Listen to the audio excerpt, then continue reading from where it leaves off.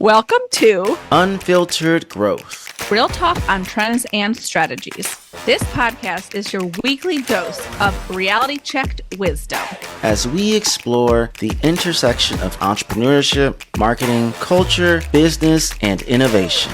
We strip away the BS and dive into real challenges and opportunities for revenue growth. With a sharp, unfiltered lens. Expect raw conversations, real success, And failure stories. and practical advice that you can apply to your journey. No filters. Just growth. I was reading and I saw a thing that said, RevOps is dead, go-to marketing is in. What is the difference and why does it matter to people? I was like, ooh, that's a lot to unpack there, buddy. Right? But I feel like that's two different things. And also, let's be real, half the stuff are just buzzwords. It's just like RevOps, business ops, marketing ops. It's literally just operations, and RevOps is what's driving your money, and what's driving your money is sales, CS, marketing.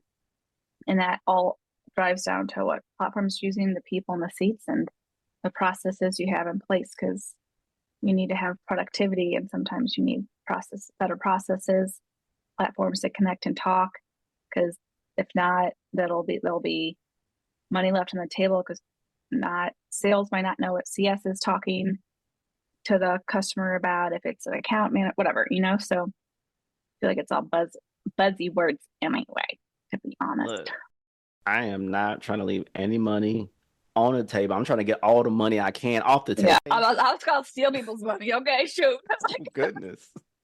I'm joking, not really. Okay. The recording, off the record. Okay. Off the record, on the record, we only practice in equitable practices and strategies to take your money legally. Yeah. But we gracefully will take donations. Really, sponsors. anything. Yeah. GoFundMe or Venmo. GoFundMe is a go-to market strategy for your Yeah. business. All real though. Well, what's in your opinion? What's the prioritization order? Is it people first? Is it platforms first? Or is it processes first? It's hard because if you don't have the right processes, it'll hinder the people. But if you don't have your platform set up correctly, nothing will work. So I think first it's like auditing your platforms and seeing what you have, if they're all integrated correctly, if you're overpaying for licenses, if you need more licenses, and also if you're, for example, like you're a big company and sales, CS, marketing, you're all using different systems for various things, like a software like HubSpot, who has social, and the marketing team is using it for emails, but maybe like the brand team is using Sprout for social. You could look at that and almost cancel Sprout because you're already paying for a software that another team is using. So then it saves you money in that. And also then your reporting's better, and it's like you're really getting to that one source of truth. So I feel doing an audit, and that's also like, and I have a document that I've used, and I can even share this in the description. Nah, we put there an email signature, y'all. Y'all gotta subscribe and give us your email to get these goodies, okay? Sorry, okay. I'll try to be nice, okay? He's coming in strong. I love it though. And you basically look at your whole tech stack and you talk to everybody and how they use it, and it's not just leadership. And then you write down their use case, and then I have this one Excel kind of. You could also use Canva if you're a visual person with logos, however you want to do it, and just seeing what people are using, how they're using it, and the different stages of the buyer's journey. And then from there, you really trim down your platforms. But then also with that information and those interviews you have with your people, you can, one, see if you need to add more heads. And then two, it also can help you with your processes for your connections and integration. So to answer your question in a long form, I feel like it's platforms first. You need to figure that out and get that organized. because that's just going to help you with your people and your processes as well. I like how you broke that down. I think for me, I almost see it almost like an equilateral triangle, Bill, Same. like a catch I see them as 22. pillars. Yeah. Mm-hmm. Like triangle up. I think on the other end, if you don't have the right person In to place. even begot processes of nothing or assess platforms, Mm-hmm. nothing will happen. So I do see like you can almost make a case that each one can be the starting point, like choose your own adventure, choose your own Yeah. starter Pokemon. They all have Mm-hmm. their strengths and weaknesses, To but they catch them also can be all. very successful, right? To catch all them dollar signs. So I'm always just curious about that because I think sometimes people um, may go through choose if we're using our analogy here, one side of the equilateral triangle here, and maybe if something isn't taking, they're not reassessing, well, maybe it is me, I'm the problem as the person, or maybe it is the platform, or maybe it is just the series of processes that's currently in existence. I always like to Mm-hmm. say that people sometimes are missing out on so much more simply because they don't expand the aperture of what they're looking at through the right lens. And that's how you're missing so much money on the table, which is reevaluating, like you said, the right audit or the right auditing components to see what is happening, what's not happening. That could a small marginal of error or small margin of change, but that can make a big impact in like a quarter or in an annual compression of your whole annual budget and things like that. Yeah. And that's like, I feel a lot of people just assume they know. Um, and that's why you really need to talk in this, and especially even like new people on the team. If you're like a SaaS company that onboards SDRs, BDRs a lot, like talk to them almost right away.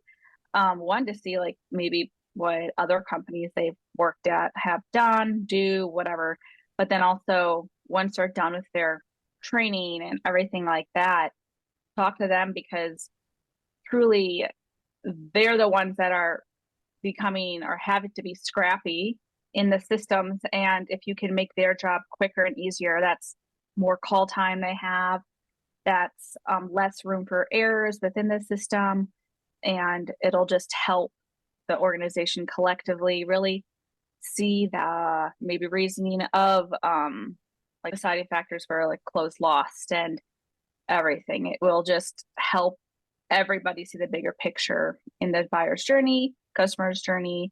And you just have to humble yourself if you've maybe been at that company for a long time and you assume you know everybody. Well, not know everybody, but know everything that's going on. You just have to ask those questions and get to know people. Sometimes it might take some time to get that operational process going. And it's not saying like you do it and it's going to be that forever.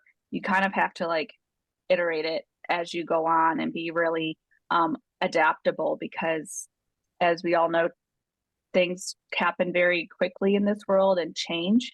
And being able to do that and then have like internal briefs with each team or each department about the changes and then just have that training and then they're good to go instead of having it be this colossal, oh my gosh, I all these changes and then the sales team is bitching about that and then it's just a collective kind of like animosity. If you just keep that level and have it what they need to know, what they need to do, and keep going, the operations will be more smooth than if not. I just wonder, I think sometimes people miss out because they're intimidated of what you just said, of engaging in that process to find the holes, close them up, figure it out. Because they feel that that's just more work than just um, suffering what is, because I know what that's going to look like. I don't know when I make these implementations, these changes, the upgrades, these reevaluations, these new hires, what it looks like. And I just think, well, if that's your max and you're trying to get more, you're not going to get any more out of that turnip. You're not going to get any more out of your current organizational output. Your blueprint is not what it needs to be. And if you want to settle for mediocrity and just stay there, okay. But that's just laziness, and laziness begets that you become obsolete, and then you're no longer relevant or in existence as a business, as an org, as a company. So it's your choice. Choose your adventure wisely.